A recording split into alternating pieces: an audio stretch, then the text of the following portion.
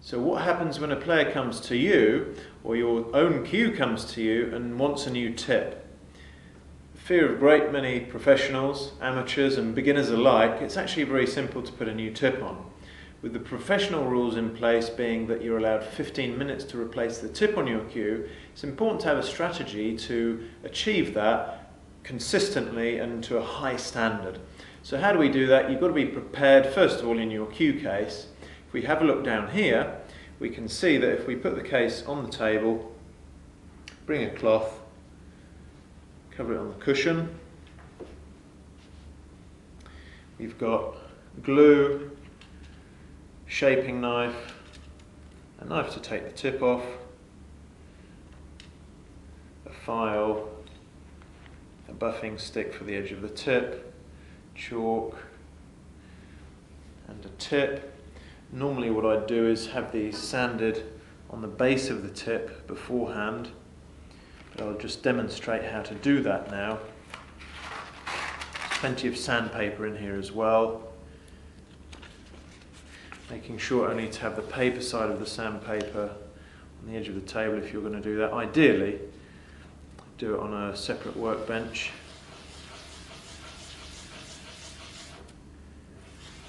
All this does is ensure that the base of the tip is perfectly flat and smooth. So now we're ready to put a tip on in less than 15 minutes. First thing we need to do, cut the old one off with a very sharp blade and then pare off the excess glue and tip that is remaining until the top of the ferrule is totally clean of all excess glue. You can use the blade to push down firmly and rotate very slowly to create a perfectly level surface to the ferrule. Do not do what one of my students did, which is to have your thumb here, push down, and he cut through his thumb, which took a few months to heal after a number of stitches. Keep the thumb well down the cue when you're doing that.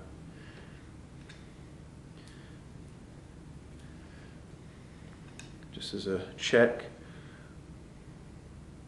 put one of the flat edges of the blade against the ferrule. There should not be any curves on the surface, the top surface of the ferrule. Check it on 4 different angles so that you're sure that all across the ferrule is a flat surface. And you have glue. The gel variety is much better here because liquid glue tends to set very, very fast and give you less chance to place the tip according to your exact needs. Don't put too much, just a smattering. Make sure you put the top on so that the glue doesn't set. You've got a smattering of glue on there that will last for some time, that will remain wet for some time, so it gives you a little bit of time to place it on and be very careful about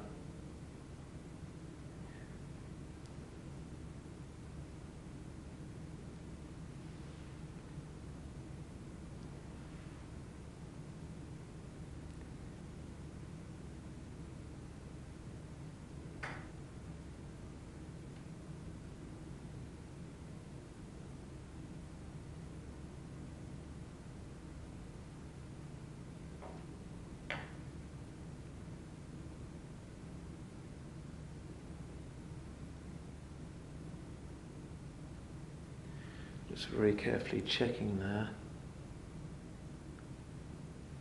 whether the tip is perfectly flush, and it is. You can tap it down a little bit further. Don't tap too solidly because it may slip to one side, then you lose your perfect positioning.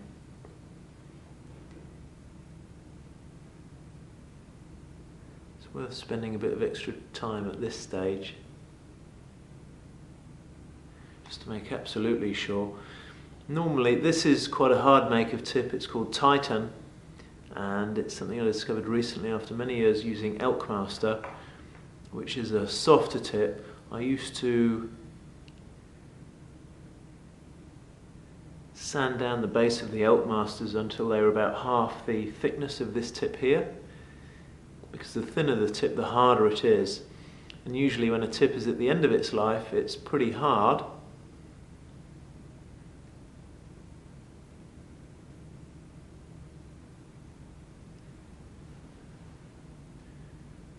So you want your new tip to emulate that as much as possible.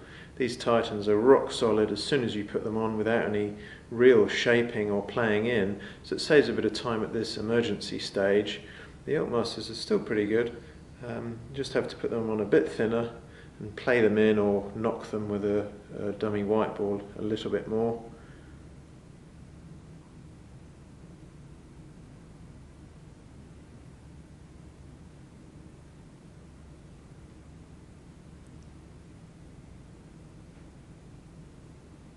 Now we can take away the excess glue.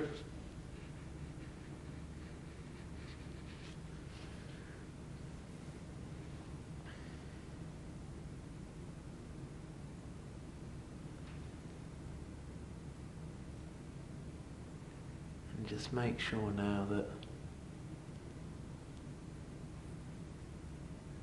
it's firmly on. When you're sure of that and the glue on the sides will start to set, you can pare the excess away.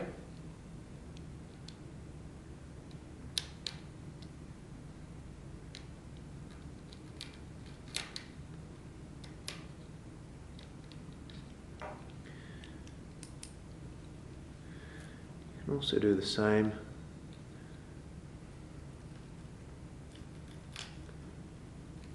with the extra tip hanging over the edge of the ferrule. Often if a tip is much thicker than the ferrule,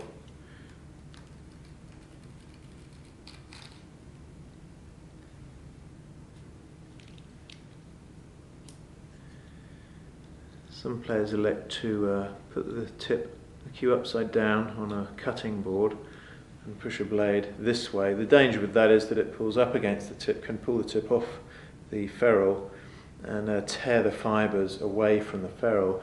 We really want to go this way or down as much as possible. If we're using sandpaper, brushing down rather than upward against the grain of the tip.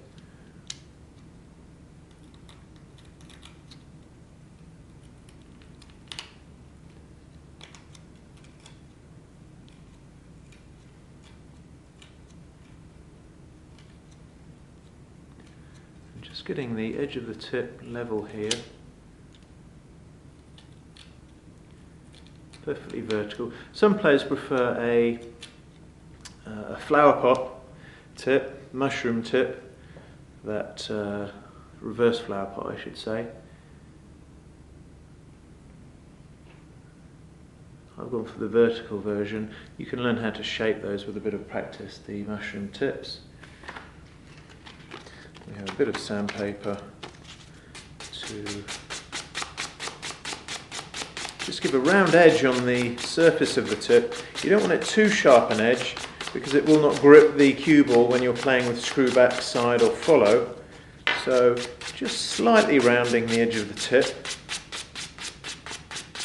so that it's a bit more of a friendly curve.